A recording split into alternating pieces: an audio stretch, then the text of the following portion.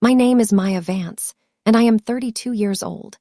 10 years ago, my father sat across from me at our kitchen table, slid my university tuition invoice back across the wood, and told me that investing in a daughter's education was a bad business decision. My mother didn't look up from her plate. My older brother smiled. They completely cut me off, changing their locks and erasing my name from their lives because I refused to stay behind and work for my brother's local store. They wanted a free assistant. I wanted a future. For 10 years, I was the daughter who didn't exist. I worked 3 jobs, slept on a mattress from a thrift store, and studied until my eyes bled under the fluorescent lights of the campus library. I paid every single cent of my tuition with my own sweat, blood, and tears. Then, last month, the university announced its new structural administration. My family, struggling financially and desperate to secure a legacy scholarship for my brother's oldest daughter, marched into the grand administration hall to demand an audience with the decision-maker. The massive oak doors opened, the board members took their seats, and when my mother saw the gold-embossed nameplate sitting at the center of the head table, she grabbed my father's arm so tightly her acrylic nails snapped against his suit sleeve. Before we unlock the full architecture of what happened next, please take a moment to like and subscribe, but only if this journey truly speaks to your own boundaries. Drop your city and your local time in the comments down below. I want to know exactly where you are standing in the world right now. Let me take you back to the crisp autumn of 2014, to a modest, drafty house in Scranton, Pennsylvania, and the exact moment I realized that blood doesn't guarantee a place at the table. Growing up in the Vance household, there was a very clear hierarchy of value. My father, Arthur Vance, owned a mid-sized plumbing and hardware distribution center. He was a man obsessed with legacy, but to him, legacy was strictly a male inheritance. My older brother, Bradley, was 3 years older and could do absolutely no wrong. Bradley was the star athlete who barely graduated high school, the son who crashed 2 cars before he turned 20, and the golden child who was handed a vice president title at my father's business the day he turned 21. My mother, Beatrice, was an administrative clerk who viewed the world entirely through the lens of my father's moods. If Arthur was pleased, the house was warm. If Arthur was stressed, we were all invisible, especially me. I was the quiet one, the daughter who spent her weekends volunteering at the local clinic and studying for AP exams while Bradley hosted loud parties in our backyard. I wasn't rebellious, and I wasn't difficult. I was just the extra weight in the family tree. Here is a small example to help you understand the architecture of my childhood. When I was 16, I won the regional debate championship. It was a massive deal, the first time anyone from my high school had taken the top spot in a decade. The final round happened to land on the same weekend Bradley was playing an exhibition football match. My parents didn't even hesitate. They drove 3 hours to watch Bradley sit on the bench for 4 quarters, leaving me to take the city bus home with a 2-foot-tall golden trophy clutched in my lap. When I walked through the front door, my father glanced at the trophy, used it as a coat rack for his heavy winter jacket, and said, "That's nice, Maya. Make sure you clear the dishes before bed." He didn't ask what the debate topic was. He never did. I told myself it didn't hurt. I told myself that validation didn't matter as long as I had my grades. I poured every ounce of my energy into my textbooks, my college essays, and my financial aid applications. I figured if I couldn't be the daughter they noticed, I would become the daughter they couldn't ignore. And for one brief, brilliant moment, I thought I had succeeded. The acceptance letter from Hudson State University arrived on a wet Tuesday afternoon in April. Hudson State wasn't just a local college. It was a prestigious, highly competitive institution known for its world-class business and economics program. I had been accepted into their honors track. My father read the letter at the kitchen table, his reading glasses perched on the edge of his nose. He tasted the words slowly, like he was trying to find a flaw in the paper. "Hudson State," he murmured. "That's a real school. Expensive, too." Then he looked at me, his eyes cold and transactional. "You think you're too good for the family business, Maya. Your brother needs an assistant manager to run the inventory log. You don't need a 4-year degree to count hardware boxes. It wasn't a congratulations. It was a boundary line. My mother didn't say a word. She just kept wiping down the counter, her movements rhythmic and detached. Bradley laughed from the living room couch, his eyes glued to his phone. "Let her go, Dad. She won't last a semester anyway. She'll be begging for that inventory job by October." That week, I realized they weren't going to pay a single dollar. My father openly told me that spending money on a daughter's tuition was a waste of corporate capital. "Bradley is the future of Vance distribution," he stated flatly. "Every dime we have goes into expanding the storefront. If you want to go play scholar at Hudson State, you find your own wallet." I had no savings. I had a checking account with exactly $114 from babysitting, and I was 3,000 miles away from anyone who cared. 3rd year of university. That was when the floor completely gave way beneath me.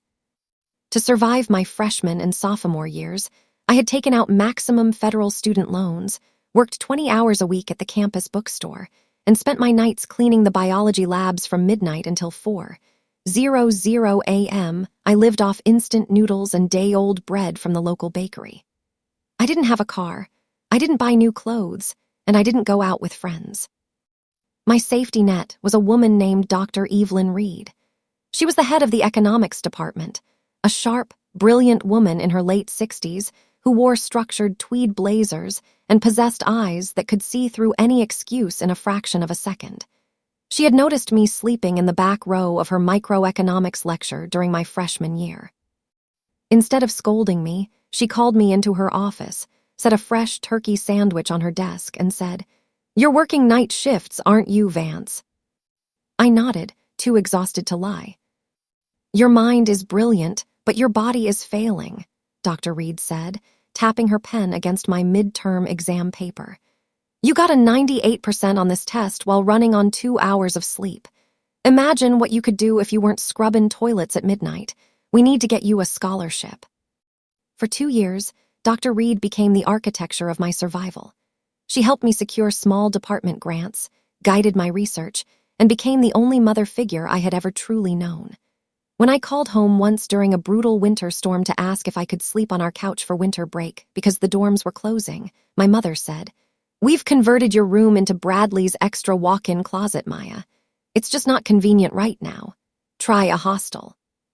It was Dr. Reed who found me crying in the department hallway, drove me to her beautiful historic home near the river, and pointed to a sunlit guest bedroom.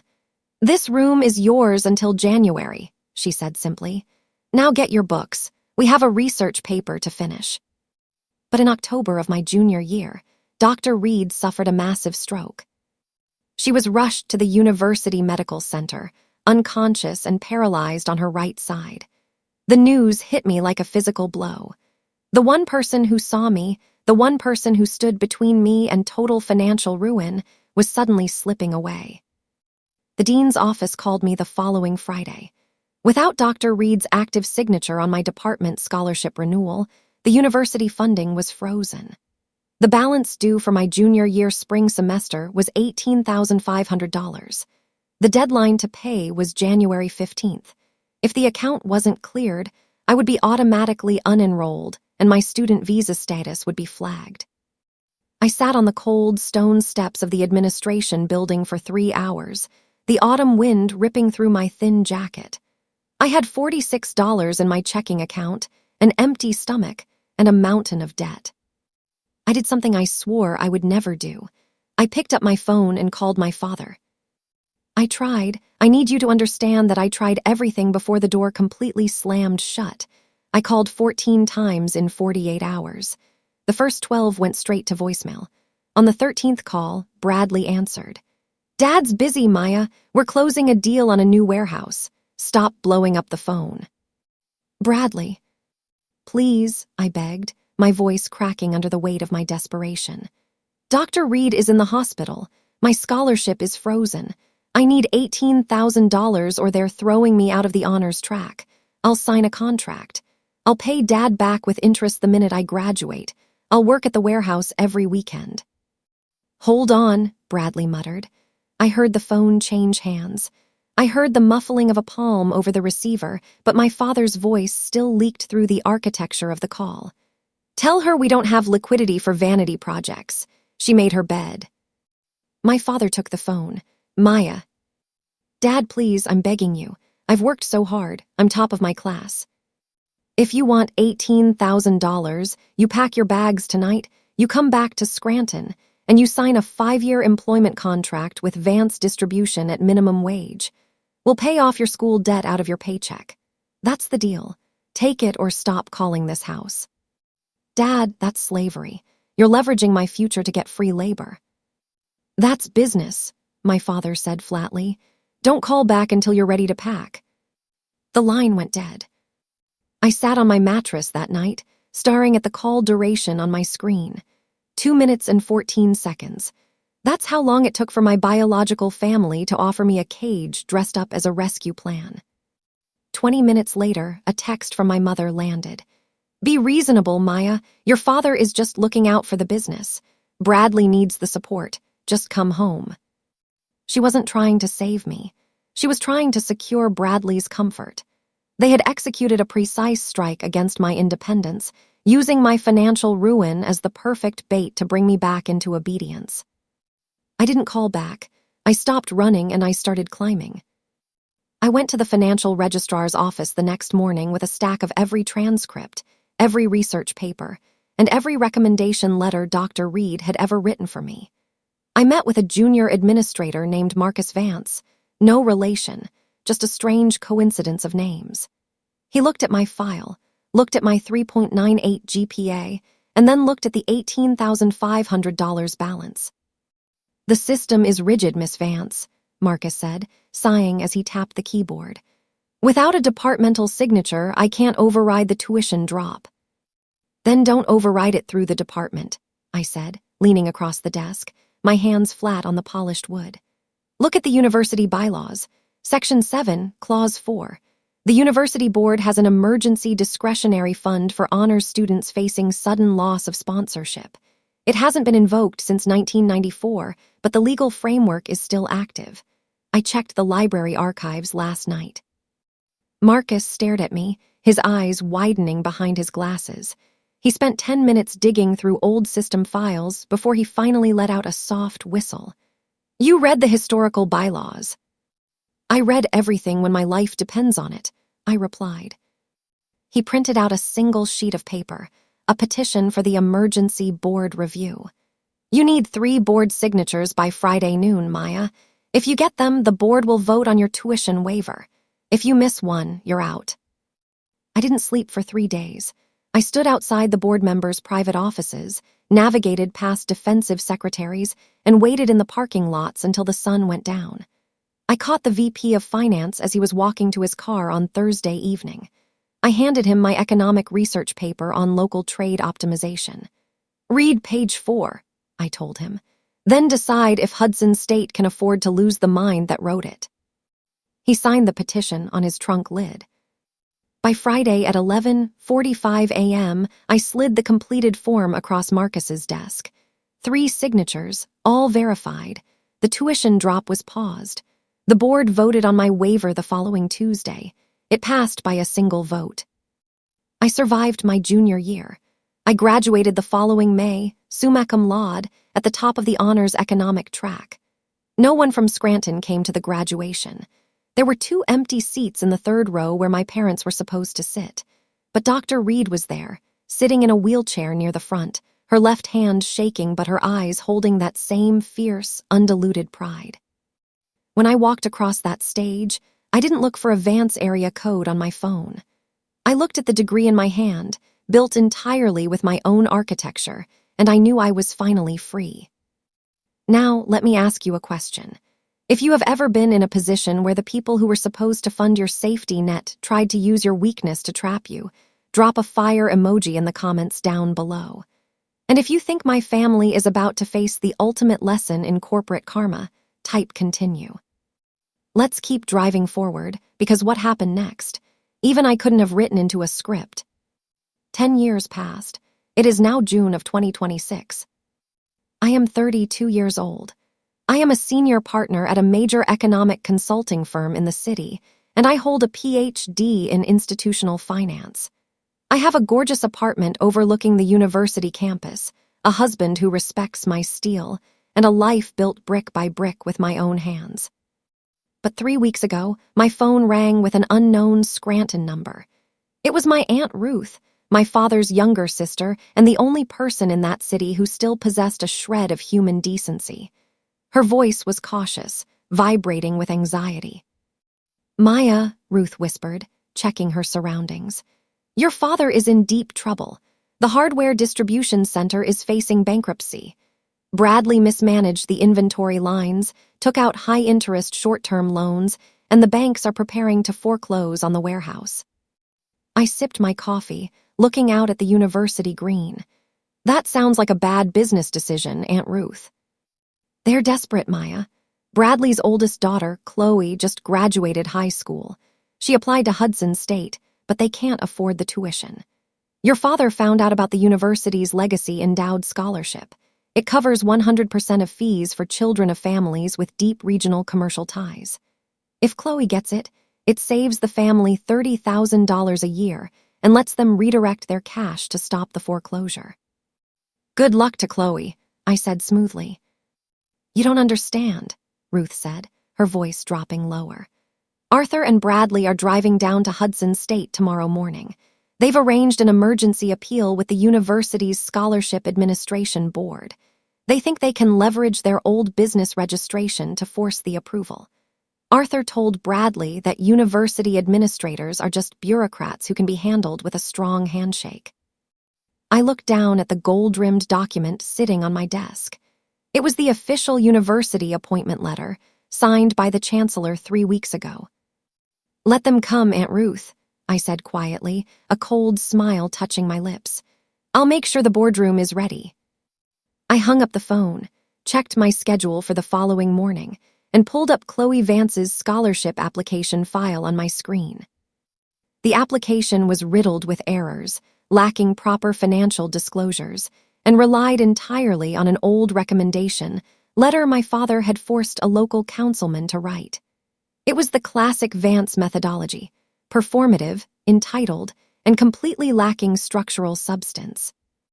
They were about to march into a Level 1 administration room, expecting to handle a group of bureaucrats with empty promises and old-school intimidation. They had no idea that the chair of that very committee was the daughter they had erased 10 years ago next to a pile of garbage bags. The administration building of Hudson State University at 9:00 a.m. always smelled of polished mahogany, old stone, and high-stakes bureaucracy. The executive boardroom on the 4th floor was surrounded by floor-to-ceiling glass paneling that overlooked the main campus square. In the center of the room sat a massive oval table cut from a single piece of dark walnut, surrounded by 12 leather chairs. I arrived early. I was wearing a charcoal gray tailored power suit, a crisp white shirt, and a gold watch Grant had bought me for our anniversary. My hair was pulled back into a sharp, tight bun. I didn't look like a woman who had ever scrubbed a biology lab at 3 o'clock in the morning.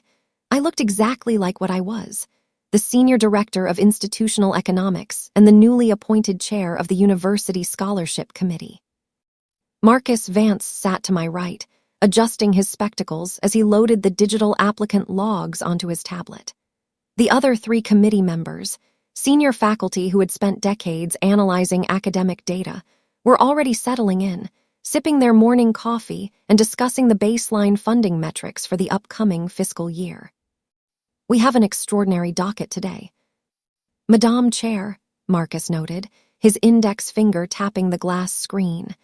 "But the first case is an anomaly, an emergency walk-in appeal for a legacy endowment. The family bypassed the standard portal routing." "I am familiar with the case, Marcus," I replied, keeping my voice entirely level. "The Vance group from Scranton, let's bring them in." The heavy oak doors opened at exactly 9:15 a.m. My father walked in first. Arthur Vance had aged, his hair completely silver now, but he still carried that same aggressive, boardroom stride. the posture of a local small-town businessman who believed that rules were flexible structures built for lesser people. Behind him came my older brother, Bradley, wearing a suit that looked slightly too tight around the shoulders, his jaw set in a look of defensive arrogance. My mother, Beatrice, brought up the rear, clutching an expensive designer purse she clearly couldn't afford, her eyes nervously scanning the room. My niece Chloe wasn't with them. They hadn't brought the applicant, they had brought the muscle. "Good morning, ladies and gentlemen," my father announced, his voice booming through the acoustics of the room before he had even reached the table. He didn't look at the center chair. He looked at Marcus, assuming the man with his name was the one holding the checkbook. "I'm Arthur Vance, CEO of Vance Distribution. We're here to clear up a clerical misunderstanding regarding my granddaughter's legacy endowment." "Please take your seats against the presentation wall," Marcus said, gesturing to the row of chairs positioned 6 feet away from the main walnut table. "The committee will address you from here." Arthur's smile stiffened. He wasn't used to being told where to sit. He adjusted his tie and marched toward the presentation chairs, Bradley shadowing him like a bodyguard. My mother took her seat, smoothing out her skirt with small, frantic movements. Then, my father's eyes finally drifted to the center of the table. He looked at my nameplate first, clean gold block letters that read, "Dr. Maya Vance, Ph.D., Committee Chair." I watched the recognition hit him like a physical blow to the chest. The blood instantly drained from his face, leaving his skin the color of wet paper. Beside him, my mother let out a small, strangled gasp that died instantly in the quiet room. Her hand shot out and clamped onto Bradley's forearm so hard her nails nearly cut through his suit fabric. Bradley blinked, squinting across the table as if he couldn't quite reconcile the woman sitting under the university seal with the sister he had left behind in a room full of inventory boxes. "Maya," my mother whispered, her voice cracking down the center. "Good morning," I said, my tone clinical, detached, and entirely clear. I opened the folder in front of me. "I am Dr. Vance, chair of the scholarship committee. We are reviewing the emergency appeal for Chloe Vance, application reference number 2026 CV88. Mr. Vance, you have 5 minutes to present your structural case for the legacy allocation." My father stood up, his old reflexes kicking in, but his hands were vibrating against the back of the leather chair. "Maya, what is this? You work here." "Mr. Vance," I cut him off, my voice dropping an octave, carrying the precise weight of a judge reading a deposition. "In this room, I am the chair. You are the applicant's representative. If you refer to me by my first name again, I will have security escort you from the building for violating administrative protocol. You have 4 minutes and 30 seconds remaining." Bradley stepped forward, his face flushing a dark, angry purple. "Listen here, you can't talk to our father like." "Bradley, sit down," my father hissed, pulling his sleeve. Arthur was a predator, but he wasn't stupid. He recognized the architecture of absolute power when he was standing beneath it. He sank back into his seat, his fingers tangling together on his lap. "Madame Chair, we are here because my granddaughter's application was flagged for administrative rejection. Vance Distribution has provided plumbing and commercial hardware logistics to this region for 30 years. We meet the criteria for regional legacy commercial ties." "Let's look at the data, Mr. Vance," I said, tapping my screen to project Chloe's file onto the massive digital display on the wall behind me. "The Hudson State Legacy Endowment requires 3 specific pillars for validation: verified regional commercial longevity, a sustained corporate tax contribution to the state education fund, and an academic baseline of 3.8 GPA from the applicant. Marcus, please read the financial disclosure report provided by the Vance Group." Marcus stood up, clearing his throat. "The financial disclosures attached to application 88 show that Vance Distribution filed for corporate restructuring 6 months ago. Furthermore, the state education fund contributions from your firm have been delinquent for 2 consecutive fiscal quarters. The corporate entity currently owes $42,000 in back taxes to the state." The room went entirely silent. I could hear the air conditioning system humming in the wall behind me. My mother pressed her handkerchief to her mouth, her shoulders trembling. Bradley looked at the floor, his jaw working violently. My father looked directly at me, his eyes wide with a mixture of dawning terror and desperation. "The numbers do not match the criteria, Mr. Vance," I said, closing the digital log. "Your business is facing foreclosure. You do not have the liquidity to pay your state education contributions, which means you do not fund the very scholarship you are currently trying to extract from this institution. You are asking the university to subsidize your granddaughter's education using public capital that you failed to contribute to." "It's a temporary downturn," my father argued, his voice losing its boardroom authority, sounding thin and desperate under the fluorescent lights. "We've been a staple of the community for decades. Bradley just made an inventory calculation error with a few short-term warehouse loans. If Chloe gets this scholarship, it keeps our family's cash flow free to settle the bank debt. It saves the business, Maya, Madame Chair. It saves the house you grew up in." "When I was 19, Mr. Vance," I said, my voice smooth and unyielding as polished marble, "I sat at your kitchen table with a tuition invoice for $18,000. I offered to sign a legal contract to repay you with interest. I offered to work every weekend at your warehouse. Do you remember what you told me?" Arthur swallowed hard, his throat moving against his collar. He didn't answer.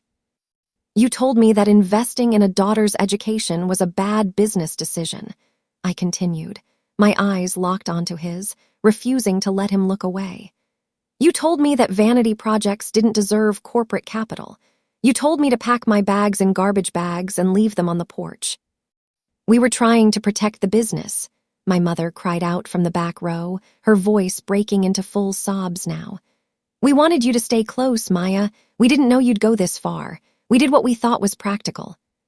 "Practicality is an allocation of resources, Mother," I said, addressing her directly for the first time, using her title like a clinical classification.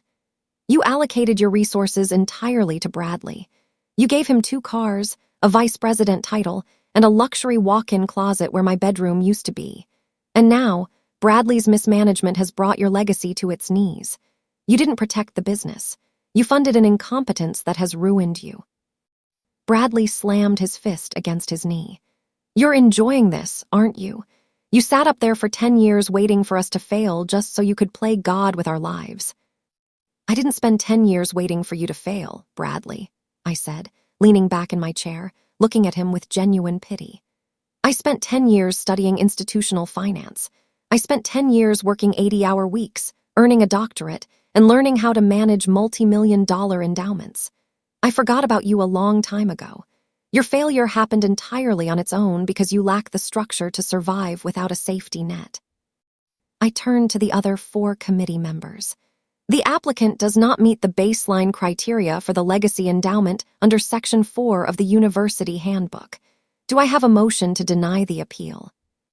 "Motion to deny," Marcus said clearly. "Seconded," the professor of economics added from the end of the table. "The appeal is denied," I stated, my pen striking the paper with a sharp, definitive click. "The administrative rejection stands. Chloe Vance will be processed under the standard tuition portal. If the fees are not settled by July 1st, her placement will be forfeited to the wait list." My father didn't move.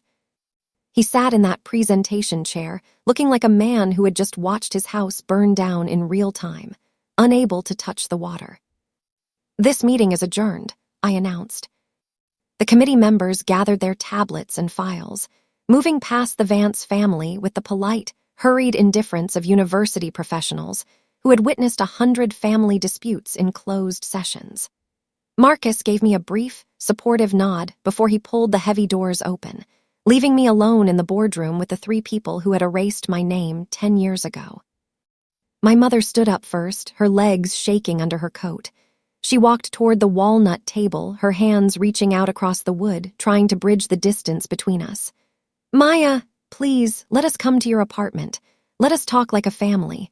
Your father is sorry. We're all so sorry." I stood up, picking up my leather portfolio.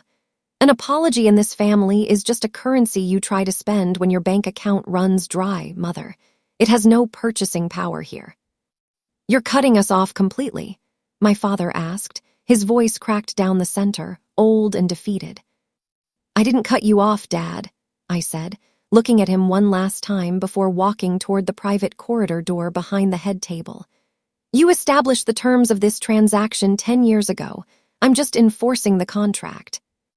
I pushed the private door open and stepped into the quiet hallway, the click of my heels echoing off the stone floor as the heavy walnut doors slid shut behind me, sealing the Vance legacy inside an empty room.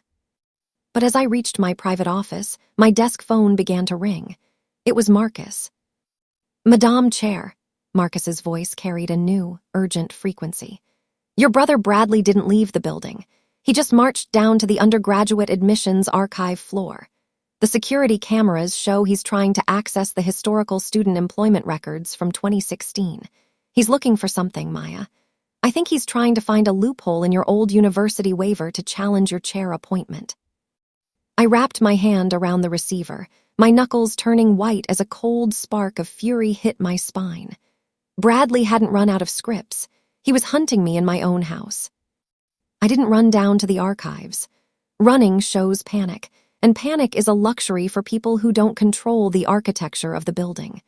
Instead, I picked up my office receiver and dialed the direct line for Chief Harrison at campus security. Chief, I said, my voice dropping into that smooth, glacial register I used for institutional audits. This is Dr. Vance. There is an unauthorized individual in the restricted archival vault on sublevel 2. His name is Bradley Vance. He is currently attempting to access confidential student employment records from 2016 without a department clearance token. Track him, document the breach, and hold him until I arrive. On it, Madame Chair, Harrison replied, the line clicking dead instantly. I walked out of my office, taking the private administrative elevator down to the subbasement. The air grew cooler with each floor, transitioning from the warmth of the carpeted offices to the sharp, static-heavy chill of the climate-controlled vaults where Hudson State University kept 60 years of structural history. When the elevator doors slid open on sublevel 2, the first sound I heard was Bradley's voice echoing down the concrete corridor. He was slamming a rusted metal drawer shut inside the 2016 cabinet bay. There's gotta be a record, Bradley was shouting at a terrified student archivist who was backing away from him. She was cleaning the biology labs. She was getting paid under the table by Evelyn Reed. That's a conflict of interest. That's an institutional violation. If she lied on her emergency waiver application, her whole doctorate is fraudulent. The only thing that is fraudulent in this hallway, Bradley, I said, stepping into the fluorescent light of the archive bay, is your belief that you can outthink an institutional algorithm. Bradley whirled around, his tie undone, sweat glistening along his hairline. He held a crumpled piece of yellowed ledger paper in his right hand. I found it, Maya. Look at this. October 2016. Dr. Reed authorized a private cash voucher for you from the department's discretionary research fund. You didn't report this income to the financial aid office. You committed student loan allocation fraud to keep your honors track placement. I didn't step back. I stood my ground, my hands folded neatly inside my blazer pockets. Read the footnote at the bottom of that ledger, Bradley. The small block letters under the signature line. He blinked, his eyes scanning the crumpled paper frantically. It reads, authorized under subsection 12 of the Emergency Discretionary Bylaws, non-reportable emergency stipend for acute student hardship. I stepped closer, looking down at the document in his shaking hands. Dr. Reed didn't pay me under the table. She documented it by the book, using the exact legal framework I had researched for her in the library archives. Every dime was audited by the state board in 2018. It is airtight. The heavy stomp of combat boots echoed down the corridor. Chief Harrison and 2 uniformed security officers rounded the corner, their tasers visible on their utility belts. Madame Chair, Harrison said, positioning his officers between Bradley and the archival cabinets. Is this the individual? Yes, Chief, I said, looking directly into my brother's blank, defeated eyes. Mr. Bradley Vance has entered a restricted university repository without authorization, harassed a student clerk, and attempted to misappropriate confidential administrative records. Please trespass him from the campus permanently. If he sets foot on university property again, file formal charges for corporate espionage and burglary. Bradley's jaw dropped. The crumpled ledger page slipped from his fingers, fluttering down onto the cold concrete floor like a falling leaf. The security officers stepped forward, grabbed his arms, and forced them behind his back, clicking the heavy steel handcuffs over his wrists. "Maya, you can't do this," Bradley screamed as they began dragging him down the long corridor toward the service exit. "We're your family. We're your own blood. Dad's going to lose the warehouse. The family name is going to be ruined in Scranton." "The family name was ruined the day you decided that competence didn't matter as long as you were the golden son, Bradley," I said quietly to the empty hallway. I bent down, picked up the crumpled ledger page, and handed it back to the trembling student archivist. "File it back under 2016, please. The structure is clear." The final confrontation didn't happen in a boardroom or a dark archive vault. It happened at the kitchen table of my parents' house in Scranton, 1 week later. I didn't drive there out of anger, and I didn't go there looking for revenge. I went because Aunt Ruth had informed me that my father had finally signed the corporate surrender papers, and the bank was preparing to take possession of the hardware distribution center. I needed to ensure that my grandmother's personal historical records, the old journals and photographs from the family's arrival in the valley, weren't thrown into an industrial dumpster by the foreclosure crew. The house on Birch Lane looked smaller than I remembered. The paint was peeling along the window frames, and the front yard was overgrown, choked with weeds and damp autumn leaves. I pushed the front door open. The lock hadn't been changed back. The door was completely unlocked, swinging open into a hallway that smelled of stale coffee, old paper, and defeat. My father was sitting at the walnut kitchen table, the exact same table where he had slid my tuition invoice across the wood 10 years ago. He looked hollowed out, his shoulders hunched forward under an old flannel shirt that was missing 2 buttons.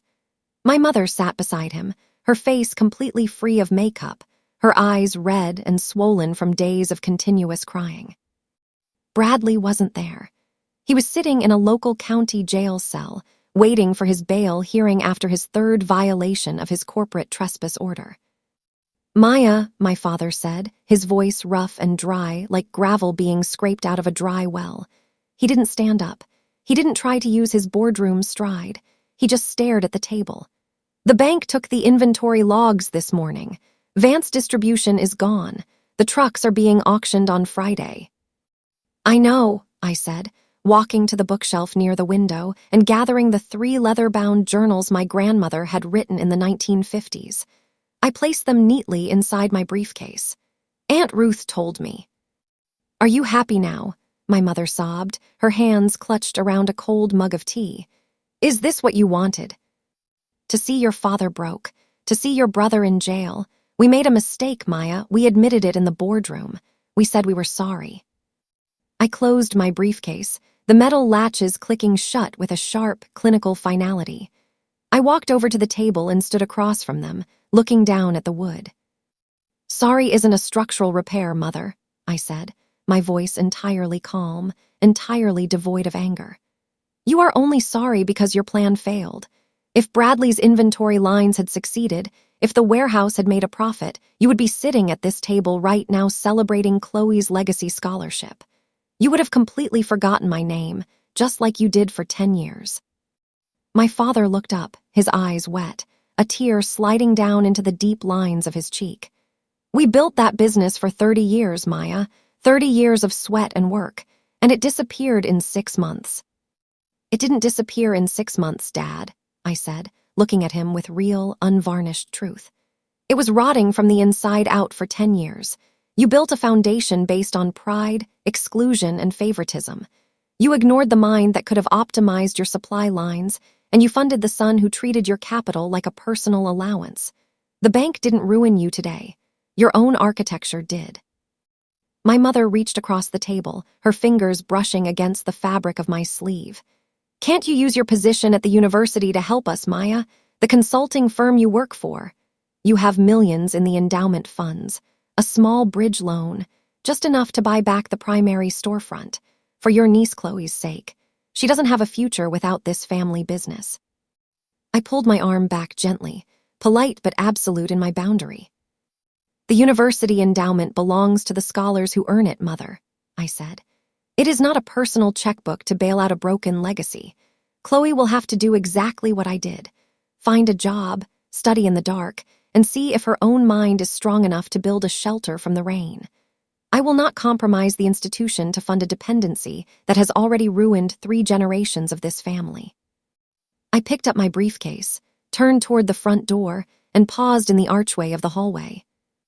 I am leaving a check for $5,000 with Aunt Ruth, I added, looking back at the 2 people who had given me away next to a pile of garbage bags. It will cover your rent for the next 3 months at the senior apartment community near the river. It is a gift of structure, not sentimentality.